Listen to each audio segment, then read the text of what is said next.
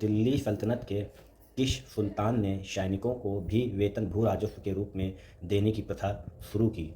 तो दिल्ली सल्तनत के कौन सा सुल्तान था? फिरोज शाह तुगलक। फिरोज शाह तुगलक। और जो तुगलक वंश था, ये तुगलक वंश का शासक था। और सबसे ज़्यादा दिल्ली सल्तनत में अगर किसी सबसे ज़्यादा समय तक शासन किया था तो तुगलक वंश ने किया था। कितने साल किया था? 94 वर्ष तक। ये बात आपको याद रखेंगे आप। और सबसे कम दिल्ली सल्तनत में शासन करने वाला जो जो वंश था वो था खिलजी वंश। कौन सा वंश था?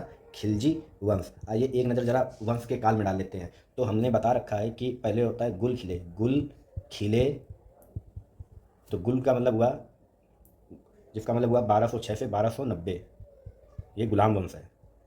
ला से आता है तुम्हारा गुलाम, गुल से गुलाम वंश। खिल से खिलजी वंश। खिलजी वंश जो था वो 1290 से लेकर 1230 तक था। सॉरी, 1320 तक था। 1290 से लेकर 1320 तक। इसके बाद आता है गुल खिले। तुम शायद लोगे। तुम शायद लोगे, ये याद करने की ट्रिक है।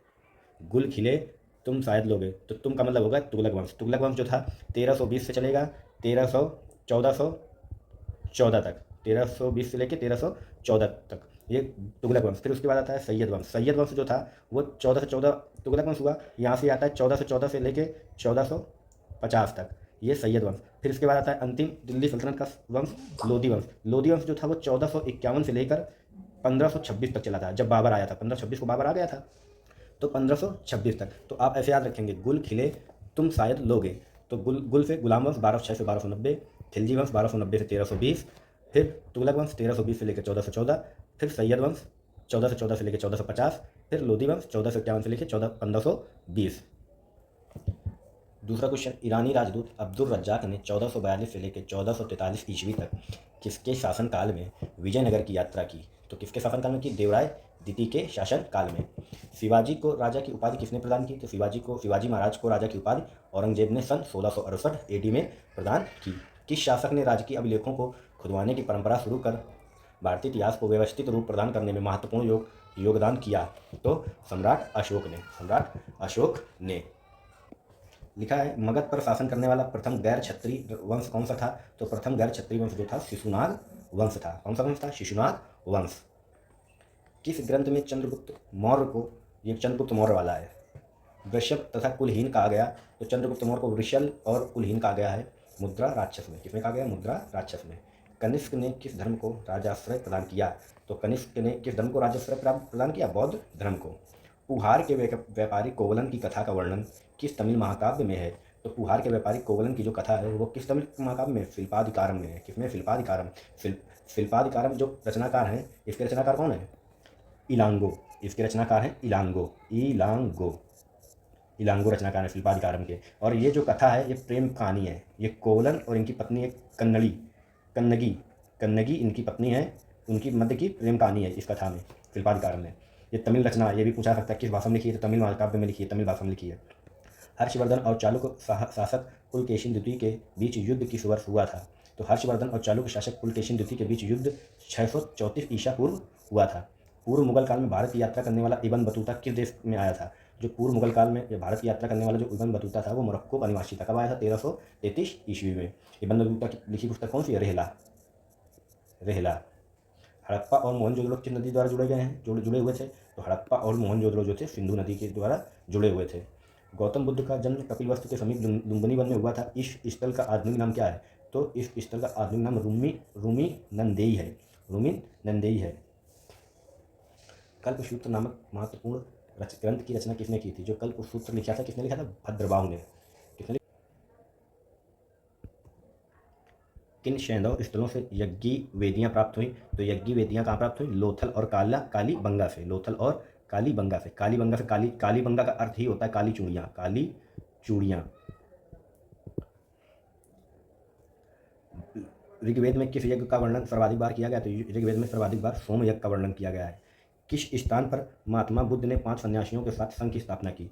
तो 5 सन्यासियों के साथ संघ की स्थापना की थी सारनाथ में। और सारनाथ में अपना इन्होंने प्रथम उपदेश भी दिया था। प्रथम उपदेश, ये प्रश्न पूछा गया कि भगवान महात्मा बुद्ध ने अपना पहला उपदेश दिया था कहाँ दिया था? सारनाथ में। और जो उपदेश दिया था इस घटना को क्या बोला जाता है? धर्मचक्र प्रवर्तन। ये भी पूछा जाता है कि उपदेश देने को क्या बोला गया? तो धर्मचक्र प्रवर्तन। पैगंबर मोहम्मद साहब ने कहाँ को रवाना होने के लिए हिजरी संवत की स्थापना की शुरुआत की? तो मक्का से मदीना। जब मक्का से मदीना गए थे तो हिजरी संवत की स्थापना की थी। कब की थी? 622 एडी। 622 एडी। एडी का क्या अर्थ होता है? एडी का अर्थ बताता चलता हूँ, एनो डोमनी होता है। क्या होता है? एनो डोमनी, जिसका अर्थ होता है ईसा मसीह के जन्म के बाद। ईसा मसीह के जन्म के बाद 622 एडी में। भारत का प्रथम मुस्लिम सुल्तान कौन था? तो भारत का प्रथम मुस्लिम सुल्तान था कुतुबुद्दीन ऐबक। कुतुबुद्दीन ऐबक।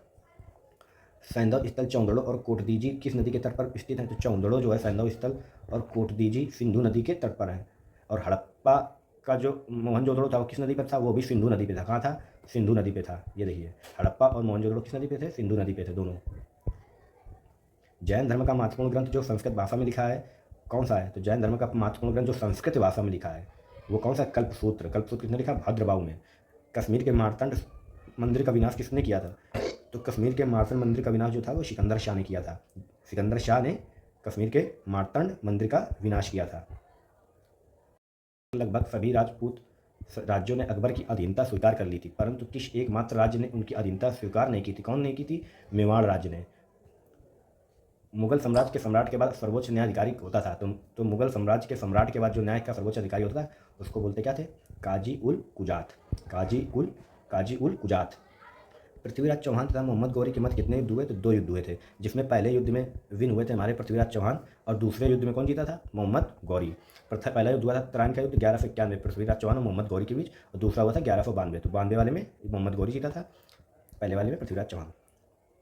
दिल्ली सल्तनत की एकमात्र सुल्तान रजिया इल्तुतमिश की पुत्री थी। वह किसके पश्चात दिल्ली की सुल्तान बनी? तो रजिया जो बनी थी रुकनुद्दीन फिरोज के बाद। पहले रुकी रजिया, फिर फिरोज के बाद रजिया बनी। रुकनुद्दीन फिरोज के बाद रजिया। दिल्ली सल्तनत की प्रथम महिला सुल्तान, केवल अंतिम और पहली और अंतिम महिला सुल्तान रजिया सुल्तान थी, जिसका कार्यकाल पूछा जाए तो बताएंगे क्या?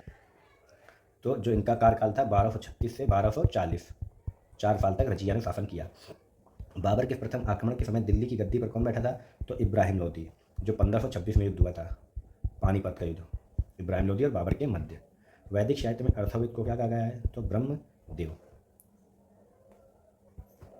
किस ग्रंथ से पता चलता है कि अशोक ने कश्मीर में वितस्ता नदी के किनारे श्रीनगर नामक नगर की स्थापना की थी? तो राजतरंगणी में। राजतरंगणी में पता चलता है कि अशोक ने वितस्ता नदी के किनारे श्रीनगर नामक स्थान की स्थापना की थी। और राजतरंगणी लिखी है किसने लिखी है? तो कल्हड़ ने। किसने लिखी? कल्हड़ ने। दिल्ली सल्तनत के कुछ सुल्तान ने सैनिकों को भी वेतन भू राजस्व के देने की प्रथा शुरू की? तो फिरोज शाह तुगलक ने। तारीख ए फिरोज शाही की रचना किसने की है? ये बहुत मोस्ट इंपॉर्टेंट क्वेश्चन है, जियाउद्दीन बर्नी ने। कैप्टन हॉकिंस और सर टॉमस रो ने किस मुगल शासन के संबंध में विस्तृत चर्चा की है? तो कैप्टन हॉकिंस और सर टॉमस रो ने जहांगीर के संबंध में चर्चा की है। सिंधु घाटी सभ्यता कहाँ तक विस्तृत थी? तो पंजाब, राजस्थान, गुजरात, उत्तर प्रदेश, हरियाणा, सिंध और बलूचिस्तान आदि क्षेत्रों में। हड़प्पा सभ्यता के लोग समाज के प्रमुखता किन 4 वर्गों में विभक्त थे? तो विद्वान, विद्वान, योद्धा, व्यापारी और श्रमिक। महात्मा बुद्ध का जन्म कब हुआ? तो 563 बीसी में। मतलब बीसी का मतलब क्या होता है? ईसा मसीह के जन्म से पहले। ईसा मसीह जब पैदा नहीं हुए थे उसके पहले 563 वर्ष पहले। चित्र अक्षर लिपि किस काल की लिपि है? जो चित्र अक्षर लिपि है वो सैंधव काल की लिपि है। विज्ञानवाद के प्रमुख आचार्य कौन थे? तो विज्ञानवाद के प्रमुख आचार्य थे वसुबंधु। कौन थे? वसुबंधु। चोल, पांड्य और चेरों के संबंध में जानकारी मुख्यतः कहाँ से प्राप्त होती है? तो चोल, पांड्य और चेरों के संबंध में जानकारी मुख्यतः संगम साहित्य से प्राप्त होती है। अगला क्वेश्चन है, महरौली अभिलेख से किस सम्राट के विषय में जानकारी मुख्यतः प्राप्त होती है? तो जो महरौली अभिलेख था उससे चंद्रगुप्त द्वितीय के बारे में जानकारी मिलती है। भारत के सर्वप्रथम राष्ट्रीय शासक के रूप में जाने जाते हैं। तो राष्ट्रीय शासक सर्वप्रथम कौन था? किसे जाना जाता है? चंद्रगुप्त मौर्य को। शंकराचार्य ने किस सिद्धांत का प्रतिपादन किया? तो शंकराचार्य ने अद्वैत वेदांत का प्रतिपादन किया। विक्रमांक देवचरित किसकी रचना है? तो विक्रमांक देवचरित रचना जो है विल्लड़ की है। विल्लड़ की विक्रमांक देवचरित रचना है। सल्तनत काल में दीवान ए अर्ज कौन सा विभाग था? तो सल्तनत काल में दीवान ए अर्ज जो था सैन्य विभाग था। और अर्ज किसने किया? अर्ज करता है बलबन, ये ध्यान रखना। इसका मतलब ये हुआ जो दीवान ए अर्ज जो बनाया गया था विभाग वो किसने बनवाया था? बलबन ने।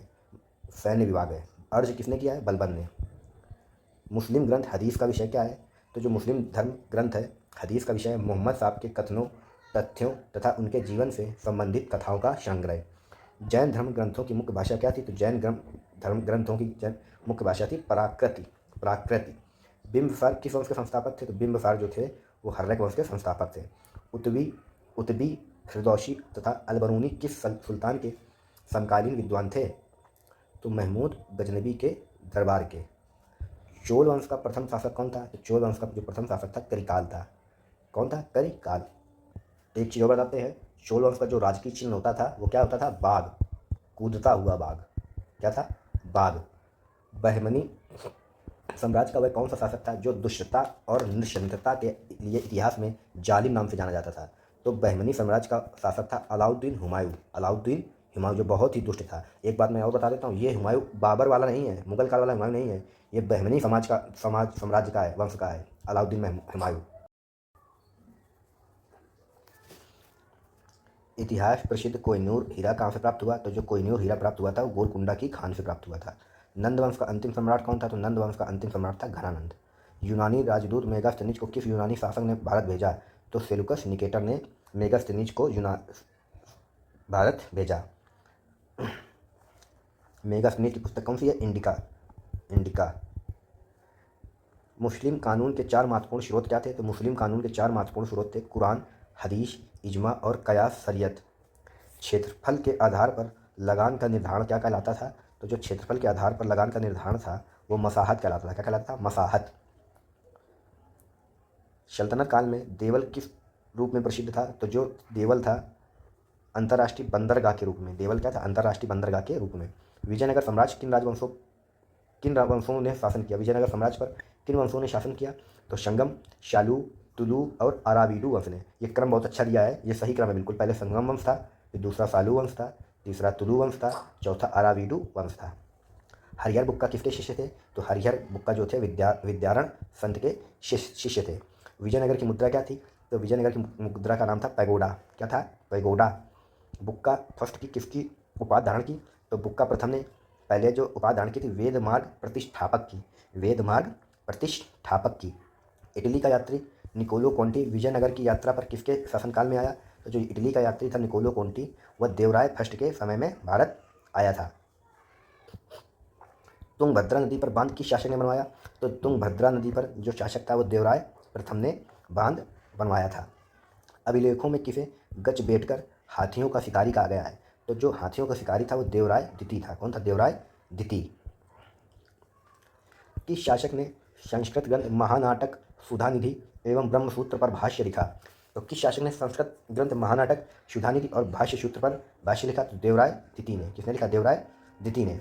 बाबर ने अपनी आत्मकथा तुजुक ए बाबरी में किसे भारत का सर्वाधिक शक्तिशाली शासक बताया?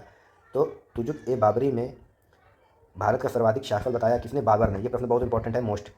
वो था कृष्णदेव राय। कौन थे? कृष्णदेव राय। पुर्तगाली यात्री डोमिंगोस पायस किसके शासनकाल में भारत आया? तो जो डोमिंगोस पायस था वो कृष्णदेव राय के शासनकाल में आया। पांडुरंग महात्यम की रचना किसने की? तो पांडुरंग महात्यम की रचना जो थी तेनालीराम रामकृष्ण ने की थी। किसने की थी? तेनालीराम रामकृष्ण ने की थी, जो राजा कृष्णदेव राय के शासनकाल में रहते थे। नागलपुर नामक नगर हजारा एवं विट्ठल स्वामी मंदिर का निर्माण किसने कराया? तो नागलपुर नामक नगर और हजारा विट्ठल स्वामी मंदिर का निर्माण कृष्णदेव राय ने करवाया। कृष्णदेव राय ने किसकी उपाधि धारण की? तो कृष्णदेव राय ने आंध्र भोज, अभिनव भोज और आंध्र पितामह की उपाधि धारण की। एक बात मैं और बता देता हूँ, जैसे अकबर के दरबार में 9 रत्न रहते थे वैसे ही कृष्णदेव राय के दरबार में अष्ट दिग्गज रहते थे। कौन रहते थे? अष्ट दिग्गज। और जो शिवाजी महाराज थे तो शिवाजी महाराज के समय में उनके दरबार में अष्ट प्रधान रहते थे। कौन रहते थे? अष्ट प्रधान। इस बात को याद रखेंगे, ये पूछा जाता है एग्जाम में। तालीकोटा युद्ध के बाद सदाशिव ने किसके सहयोग से पेनुकोंडा को राजधानी बनाकर शासन किया? तो तालीकोटा युद्ध के बाद सदाशिव ने पेनुकोंडा को राजधानी बनाकर शासन किया। किसने किया? किसके साथ सहयोग से? तो तिरुमल के सहयोग से। ग्राम में विशेष सेवाओं के बदले दी जाने वाली लगान मुक्त भूमि की भूधारण पद्धति क्या थी?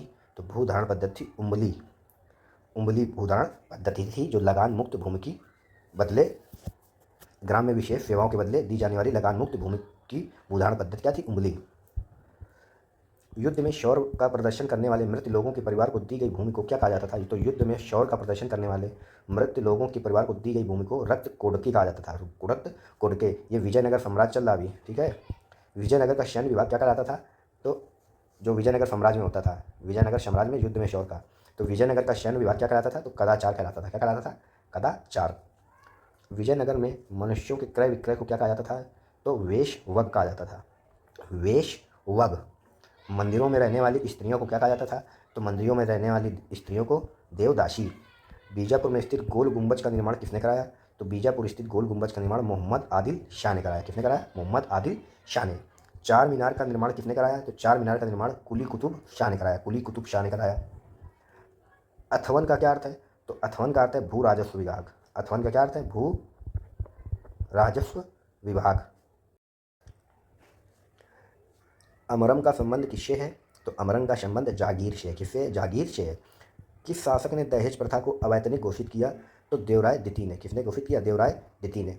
बहमनी अपनी राजधानी किसे बनाया? तो बहमनी अपनी राजधानी गुलबर्गा को बनाया। बहमनी वंश, मतलब बहमनी वंश ने अपनी राजधानी कहाँ बनाई? तो गुलबर्गा को। बहमनी की राजधानी क्या थी? तो बहमनी वंश की जो राजधानी थी वो मराठी थी। वाह, मराठी थी। ये प्रश्न पूछा जा सकता है क्योंकि ये यूनिक क्वेश्चन है। कोई इतना दिमाग लगा ही नहीं पाएगा कि मराठी भाषा भी राजभाषा थी किसी वंश की। शिहाबुद्दीन अहमद ने अपनी राजधानी गुलबर्गा को हटाकर कहाँ स्थापित की? तो शिहाबुद्दीन ने अपनी राजधानी गुलबर्गा को हटाकर बीदर में स्थानांतरित की। मोहम्मद तृतीय के शासनकाल में ख्वाजा जहाँ की उपाधि से किसे प्रधानमंत्री नियुक्त किया? तो मोहम्मद तृतीय ने ख्वाजा जहाँ की उपाधि से महमूद गवां को प्रधानमंत्री नियुक्त किया। बीदर में महाविद्यालय की स्थापना किसने कराई? तो बीदर में महाविद्यालय की स्थापना महमूद गवां ने करवाई। महमूद गवां के पन्नों का संग्रह किस नाम से किया गया है? तो महमूद गवां के पन्नों का संग्रह रियाजुल इंसा के नाम से किया गया है। रियाजुल इंसा। रूसी यात्री निकितिन बहमनी साम्राज्य की यात्रा पर कब आया? तो रूसी यात्री जो निकितिन था वो 1470 ईस्वी में आया। 1470 ईस्वी में आया। और ये रूसी यात्री जो निकितिन था बहमनी समाज में किसके शासनकाल में आया था? तो याद रखेंगे मोहम्मद तृतीय के शासनकाल में आया था। मोहम्मद तृतीय के शासनकाल में आया था, जो बहमनी वंश का शासक था। कश्मीर में हिंदू राज्य की स्थापना किसने की? तो कश्मीर में हिंदू राज्य की स्थापना 1301 में शुहादेव ने की। किसने की? शुहादेव। कश्मीर में हिंदू राज्य की स्थापना 1301 में शुहादेव ने की। कश्मीर में मुस्लिम वंश की स्थापना किसने की? तो शाहमीर ने की। कब की? 1339 में। जैन उल आबदीन को किस अन्य नाम से पुकारा जाता था? तो जो जैन उल आबदीन हैं इनको कश्मीर का अकबर कहा जाता था। ये बहुत मोस्ट इंपॉर्टेंट क्वेश्चन है कि कश्मीर का अकबर किसे कहा जाता था? तो जैन उल आबदीन को कश्मीर का अकबर कहा जाता था। जैन उल आबदीन किन किन भाषाओं का ज्ञाता था? तो फारसी, संस्कृत, कश्मीरी और तिब्बती। जौनपुर पर किसने कब्जा किया? तो बहलोल लोदी ने कब्जा किया था जौनपुर को। जौनपुर शहर को पूरब का भी सिराज कहा जाता है। पूर्व का सिराज किसे कहा जाता है? जौनपुर शहर को। ये बात को ध्यान रखेंगे, ये एग्जाम में आ चुका है। टीजीटी के एग्जाम में आया था ये प्रश्न। टीजीटी के एग्जाम में आया था। अटाला देवी की मस्जिद का निर्माण किसके द्वारा किया गया? तो सुल्तान इब्राहिम शाह सरकी के द्वारा 1408 ईस्वी में। अलाउद्दीन हुसैन शाह ने अपनी राजधानी को पांडुआ से कहाँ स्थानांतरित किया? तो अलाउद्दीन हुसैन शाह ने अपनी राजधानी पांडुआ से गौड़ स्थानांतरित की। महाप्रभु चैतन्य किस शासक के समकालीन थे? तो महाप्रभु जो चैतन्य थे वो हुसैन शाह के समकालीन थे। अलाउद्दीन हुसैन शाह ने किस आंदोलन की शुरुआत की? तो अलाउद्दीन हुसैन शाह ने सत्यपीर आंदोलन की शुरुआत की। सत्यपीर आंदोलन की शुरुआत की। मालवा को स्वतंत्र किसने घोषित किया? तो दिलावर खान ने 1401 ईस्वी में। होशंग शाह ने अपनी राजधानी को धारा से कहाँ स्थानांतरित की? तो होशंग शाह ने अपनी राजधानी धारा को मांडू स्थानांतरित की। कहाँ की? मांडू को स्थानांतरित की। बाज बहादुर एवं रूपमती के महल का निर्माण किसने करवाया था? तो बाज बहादुर और रूपमती के महल का निर्माण सुल्तान नसीरुद्दीन शाह ने। साबरमती के किनारे अहमदाबाद नगर को किसने बसाया? तो साबरमती के किनारे अहमदाबाद नगर को अहमद शाह ने बसाया। गुजरात का सबसे प्रसिद्ध शासक कौन था? गुजरात का प्रसिद्ध शासक था महमूद बेगड़ा।